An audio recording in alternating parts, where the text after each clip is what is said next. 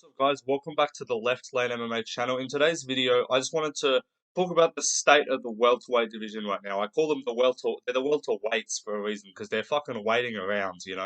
Um, Today we got the big announcement of Leon Edwards versus Colby Covington for the welterweight title, December 16th, UFC 296.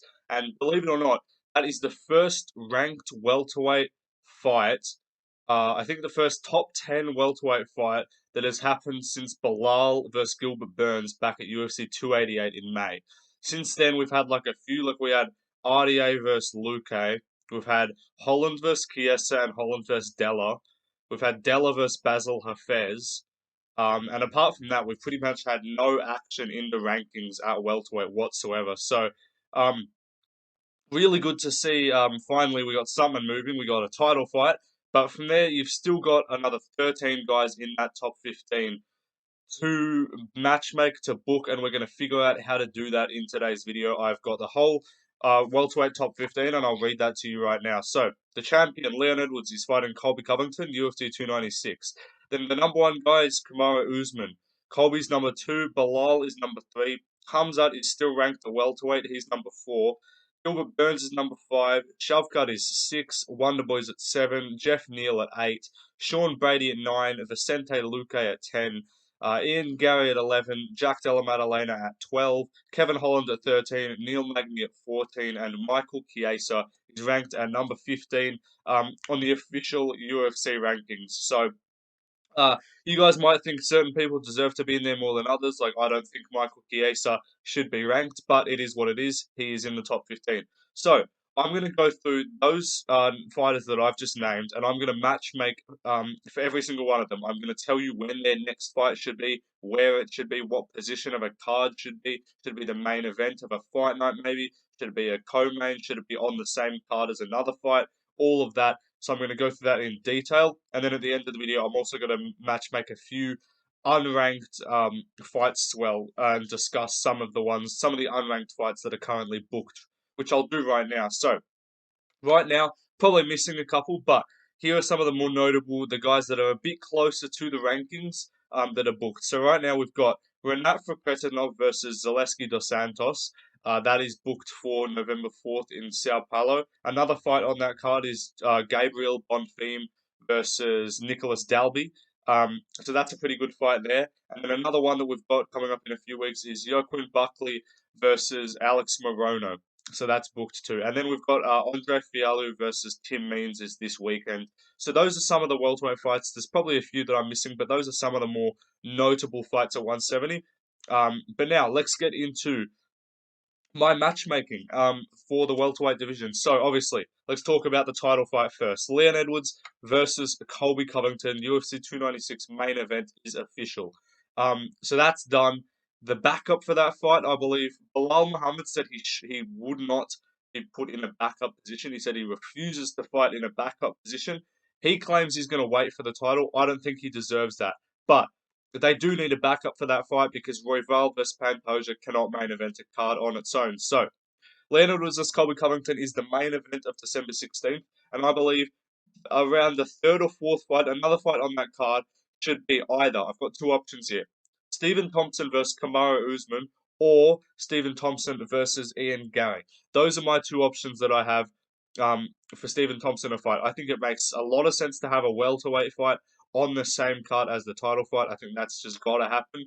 Um, if Wonderboy were to somehow win against Kamaru Usman, he would definitely be in line for a title shot. The UFC would probably just go straight to that because people know Wonderboy is a name. And then if they did Thompson versus Ian Garry, and Ian Garry got a win, that's just a recipe to create a bunch of noise and get a lot of eyeballs surrounding Ian Garry. So I reckon you do Stephen Thompson versus either Usman or Ian Garry on that December card. I know they were talking about November, but I just don't see the point in doing that on a card where it's before. Like, if you want Ian Garry to, let's say, if Ian Garry just styles on Wonderboy and beats him, you don't want that on the card the month before 296, because then like everyone's talking about Ian Garry, like how good's this guy, and then like a few weeks later they're forgetting about it and they're like, oh, we've got a title fight coming up. But if you do it on the same card, that's like two fights before, gets a big win, and then you're sorted. But so that's the fight I believe should be made on that December card. Another fight that I believe should be made in the welterweight division is Shavkat Rakhmonov versus Belal Muhammad. I think this is clear as day. You got to make this fight. Belal Muhammad is coming off a win over Gilbert Burns in a fight that was meant to decide the number one contender. But in true Belal fashion, he did nothing with the win. It was an injured Gilbert Burns, and he took it to a decision. So, you had your fucking chance, and you fucking failed. So, back of the line for you. You got to fucking fight Shavkat. That's my little Ian Garry impression for you there. Sit down, shut up, and no more questions for Belal until he fucking fights a number one contender fight. Yeah, fucking rat. Um, so, Belal Muhammad versus Shavkat Rakhmonov. Pretty clear fight to make, in my opinion. Shavkat, who else can he fight? I just wanted to highlight one other thing, is in the welterweight top 15, Kamaru Usman ranked at number 1, Gilbert Burns at number 5, Shavkat Rakhmonov at number 6, Ian Garry at number 11, and Vicente Luque at number 10. All train at the same gym and refuse to fight each other. Or, I don't know which ones of those, but at least I know Burns will not fight Luque. I know Usman is pretty much ducking Shavkat at all costs. Otherwise, I would have said you do Belal can wait, you do Usman versus Shavkat, and then you do Garry versus Wonderboy. But Usman's made it clear that he's just refusing to fight Shavkat because he moved back to Killcliff to have an excuse to not fight those guys. Ian Garry said he's not going to fight Burns unless it was for a title and it was desperate.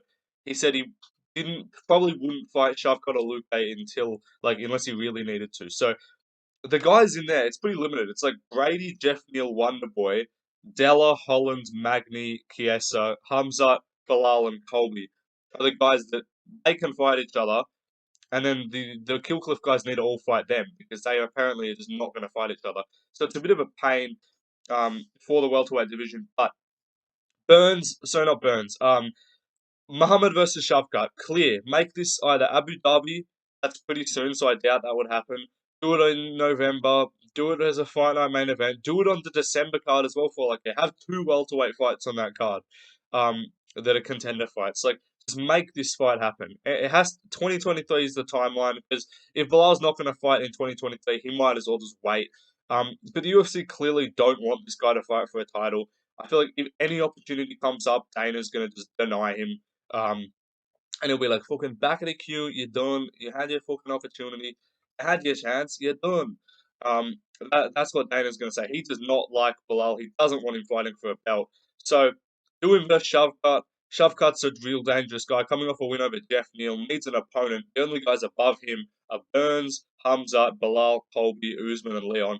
He's not going to fight Burns, I don't think. I don't think he's going to fight Usman.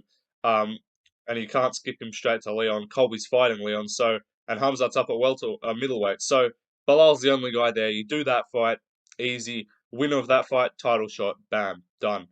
Um, so the next fight that I've got here is Gilbert Burns versus Dustin Poirier. So I couldn't. It was kind of tough for me to find a guy for Gilbert Burns to fight out welterweight, given that I don't really know when he's going to be back, and a few of these other guys probably are going to want to fight in the meantime. If you look at the rankings, you got Burns below him. He's not going to fight above him. Below him, you've got Shavkat, Wonderboy, Jeff Neal, Brady, Luque, Garry, Della, Holland, Magny, Chiesa. So I don't think he's going to take that much of a jump down the rankings. He's only coming off a loss to Belal, and he injured himself too, so they're not going to do him that harsh. I was thinking of doing Burns versus Sean Brady, or Jeff Neal or something like that. But those guys got to fight in the meantime. Brady hasn't fought since October last year. Jeff Neal wants to probably get back in there again. I've got an opponent for him too. So I think the best opportunity is because Dustin Poirier, after the fight with Justin Gaethje, he said he didn't want to take too much time off. He did say end before the end of the year, so that is possible. I'm not saying we couldn't see Burns back by the end of the year, but I think it's more likely he fights January, February. I think Dustin Poirier would be 100% down to wait for that. Um, and because he said he doesn't want to be fighting just random number 7, number 6 ranked contenders. He said he wants guys that excite him. So I think moving up to welterweight and getting straight away a top 5 opponent, I think that's a lot more exciting to him than fighting Rafael Fiziev after he beats Mateusz Gamrot or something like that. So I think you do Burns versus Poirier, and then I think if Poirier wins, bam, you've got Colby versus Poirier all day. Make that happen immediately. If Colby beats Leon, and then Poirier beats Burns, you already know the UFC is running that for the title straight away. If Burns beats Poirier, cool, back on the win streak, probably has to fight one or two more times. He could try get back to a title shot. But yeah, we'll see what happens there. And then if Poirier wants to stay or move back down to 170, he can, or back down to 155, he can choose. But that's a pretty flexible matchup that can kind of be made whenever. Like, I'm sure Burns ain't rushing to get back in there. Burns isn't like, I gotta be back in there by December. And Poirier's like, he just wanted to get back in there. He's not like, I'm fighting in November, or I'm not like I'm looking for someone in November, whoever I'll fight in November. Like, that's not what Poirier's saying. So, I think pretty clear. You do that fight, and then you see what happens from there. My next fight that I've got made here: Neal versus Della Maddalena. Um, this is just such a good fight. This would be a boxer's dream. Like, this is a striking classic matchup, and I think the expectations we had for Kevin Holland versus Della Maddalena, I think this is what would actually live up to those expectations, because Holland can be quite defensive. He can kind of run away, but Neal, he comes to fight, he comes to scrap, he comes to trade in the pocket. He just had a tough fight with Shavkat Rakhmonov, where he even rocked him a couple times. So I think this is an amazing matchup to make. Neal ranked number 8, Jack Della Maddalena ranked number 12. Um, this is an amazing fight. I would love this. This could really be anywhere. You could Apex main event this, Fight Night main event in Australia, or even if they wanted to wait till next year. But Della said he wants to fight this year. So November, do it on November, do it on December, do it in a Fight Night main event, whatever. But I think this is a pay-per-view worthy fight. Open the pay-per-view, like open UFC 295 with in MSG. That's a banger. Make it happen. The next one I've got here is Sean Brady versus Vicente Luque. Um, it's number 9 versus number 10. Pretty clear, easy to win. Easy to make. Luque's coming off a layoff, but then he beat RDA back in August. Um, and then Brady's coming off a long layoff since October last year, where he got TKO'd by Belal. So he does not need to rush up there. He does not need to fight a top 5 guy. He's coming off a loss to Belal. I think this is a pretty clear matchup to make. I think it's a good grappling fight because Luque has shown in his last fight he's appearing to be a lot more of a grappler. Um, and I'd be intrigued to see how this goes. Brady, it was his first loss against Belal. He'd never lost before that. See how he rebounds. See if he's just way better and motivated. See if that was an off night. And you can push the guy forward. The guy after this could probably fight like the loser of Shavkat versus Belal. Like that's unless it's Luque versus unless it's actually, no, scratch that because then either one of them would probably be fighting Belal and they've both already happened. But you get my point. Make this fight happen. I think you could. This is an Apex main event. I don't think you need to. You don't want to put all these welterweight fights on pay-per-views and stuff. Like you got to do a few of them with their own spotlight. Like I think Edwards Covington, and then you have one or maximum two more um, top 15 welterweight fights. Like you do Usman versus Wonderboy or Wonderboy versus Garry, and then you do like maybe Belal versus Shavkat on that card. But you don't want to do more than that. Because then there's just too much. Then all the eyes are on like the title fight, and you get no attention to these fights. So I think this is an easy Apex main event. 9 versus 10 is more than acceptable. Do it in the Apex, end it towards the end of the year. And like Luque didn't take heaps of damage against RDA. Brady's had a bunch of time off. If he's recovered from his infection or whatever that he got, I think there's a perfect fight to make happen. So next one, Kevin Holland versus Neal Magny. Um, this is clear. 13 versus 14. Magny's coming off a bad loss. Holland's coming off a loss. He didn't take much damage. Magny took a bunch of damage to the legs. Didn't get finished. He's probably okay to go again, maybe December, I'd say. Magny's one of those guys that just like, he's not like 100% focused on the ifs or buts. He's not like, oh, I'm injured. I don't want to maybe push it back. Like, he'll just fight. Holland, easy. This is an easy win for him, in my opinion. I think he would school Magny pretty badly. But that's what they want. After Holland loses, they immediately give him an easy fight. Apart from when he lost to Hamza and they gave him Wonderboy. Because after they lost to Wonderboy, bam, Ponzinibbio. Then bam, fucking Chiesa, ranked opponent. Then you get Della, lost, but like you already know they're going to give him a layup. They're probably not going to feed him to some unranked contender. Like you're not going to see fucking Kevin Holland versus Renat Fakretinov. Like that's not going to happen. You're not seeing Kevin Holland versus Gabriel Bonfim. Like they like Kevin Holland. They're not gonna do him too badly. I think you do this on a pay per view main card.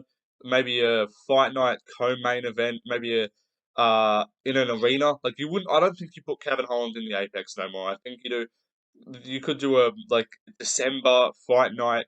I put this as the co-main event, maybe on the pay-per-view main card, headline the prelims of a pay-per-view maybe, but they seemingly are putting Kevin Holland on the pay-per-view spots because he does draw in a little bit of numbers. So I think that's a good one to make. I think Holland versus Magny, pay-per-view main card, fight night main event, no, fight night co-main event. If times get desperate, you could probably main event a Apex, but that would be pretty terrible. So yeah, make that one happen. And the last one I've got here is I had Michael Chiesa versus Matt Brown and as like a Legends fight and then retire for both. I had that down here, but I've changed my mind as I was kind of thinking about it. I think instead Michael Chiesa versus RDA is the fight to make, in my opinion. The only reason I don't say Matt Brown, like I think that's good, and that's probably more at Kiesa's level. But I feel like I don't know, just something about Kiesa's probably going to be taking some time off. RDA went 5 tough rounds with Luque. I think that's a great fight to make. Chiesa is ranked, so you can do this on a fight night main card. Do this on the prelims of a pay-per-view. Easy. RDA is probably going to win. I would say Chiesa looks pretty bad. But both two guys that have been around for a while, I don't know, they might have even fought each other. Let me just check. Um, but yeah, they've both been around for a while. I'm just gonna check their record really quickly. Um, sorry. They've both been around for a while. Both pretty like wellish no names. They've probably fought each other. Yeah, they have. Chiesa won a decision over him back in 2020. You can run it back. Like it's not like one of those fights where you're like, why would you rematch it? Like since then, kind of disregard it. Like it doesn't really matter too much in both of their careers. So do that again, or you do Chiesa versus Matt Brown, and then now I've got some unranked fights. First unranked fight that I've got here is Li Jingliang versus Randy Brown. This is a good fight in my opinion. This is an easy one to make. Fight night main card, prelims of a pay per view. This is a great fight. I think if the UFC is going back to China, I think there's some rumors about that. I think this is a great one to make. Li Jingliang, I don't think he's fought in a while. I think his last fight was against D-Rod when he got robbed back at UFC 279. So no ranked opponent for him. Like Randy Brown's coming off a win over Wellington Turman. Before that, he got KO'd or subbed by Jack Della Maddalena. But I think this is a great fight to make. I think you can do this whenever. Probably China if they're going there. Fight our main card on UFC China. Li Jingliang's a known name. He can wear his suit. And I think that's just fun. Another unranked fight that I've got here is Santiago Ponzinibbio versus Michael Morales. I think this is a banger. This is a great fight to make. Ponzinibbio just had a fight with Daniel Rodriguez fallout, because Rodriguez popped or something for USADA. UFC is apparently planning on going to like Mexico or something early next year. You could do it on that card. These guys, neither of them Mexican, but Argentina, Ecuador, I believe Morales is from. Like you could do that, both Spanish speaking guys, or you can just do it on another fight night main card, prelims of a pay per view. It's kind of a reoccurring theme with all these fights. Like they're all known enough names to do prelims of a pay per view, or just fight night main card would be acceptable. Ponzinibbio is a pretty good fighter. Like, he fought Kevin Holland. He wasn't actually doing too badly. And then Michael Morales is a guy 15-0, up and coming. You got to give him a test. Ponzinibbio is ranked above him. I don't think you want to jump into the rankings too quickly because you want to take steps. You don't want to rush him too much. He just fought Max Griffin and had a bit of a tough first round. He came back though, so he's got to kind of polish a few things up, get that going. But yeah. And then another one I've got here, Jeremiah Wells versus Chaos Williams. This isn't like super much like contender stakes or anything like that. Both of these guys not like overly promising. Wells is coming off a submission loss. Curtis Williams coming off a win over Orlando Bedoya, but that was a split decision, which a lot of people thought he lost. I think this will just be fun. Pretty much just like a physique contest, to be honest. Both these guys, Jack, definitely on roids. Make this one happen. I think it'll be pretty fun. Prelims of a fight night. I think this one's probably not fight Apex, either main card of an Apex fight night or prelims of a arena fight night or early prelims of a pay per view is where you would put this fight. Now one more. I've got Jake Matthews versus Carlston Harris. Jake Matthews said he's got fight news soon. On his Instagram. I want to just check. Let me just check the welterweight rankings. Because Jake Matthews said he's got fight news soon. I don't know when we're going to see him in there. Probably, I would imagine by the end of the year. Maybe he's on a pay per view or something, or like a fight night card, pay per view prelims, perhaps. I'm just going to check the UFC welterweight rankings really quickly, just to try to get an idea. But I think this would be a cool fight if that's what it is, because Harris is coming off a submission win over Jeremiah Wells, which was pretty impressive. So let me just see here. Um, Carlston Harris is ranked number 29. Oh, this is like not official. Jake Matthews is ranked number 38. So I imagine he's fighting above him. I'm just looking, like, none of these names jump out to me. Could be fighting maybe Muslim Salikov. But Carlson Harris is ranked one spot above him.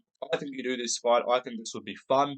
And the winner of this could probably look to a fight just outside the rankings and then look to get into the rankings. But that is that's what you do with the UFC welterweight division. There you go. I just fucking matchmade the whole thing. You can call me Mystic Mac because I predict these things. These are fights that are going to get made. A lot of these probably going to get made. These make sense. I'm the best matchmaker on YouTube. Scientifically proven that is a fact. Um, and yeah, make these fights. Like I don't know, just all of these are good. Like these are all fun fights. These all make sense contender wise. Tell me if none of these make sense. Tell me what you guys would do with the welterweight division. Quit waiting out the fucking welterweights. They're really taking that name literally. They're waiting out way too much. Like Burns versus Belal was the last time there was an actual like intriguing contender fight in the division. It's fucking been ages. So sit down, shut up, UFC matchmakers, get your fucking hands out, sign some contracts, and get these fucking guys moving on, yeah? Because they're fucking waiting out for too long and they're taking up all of our time and they're not fucking doing anything with the division. So get it done, and I'll see you in the next one.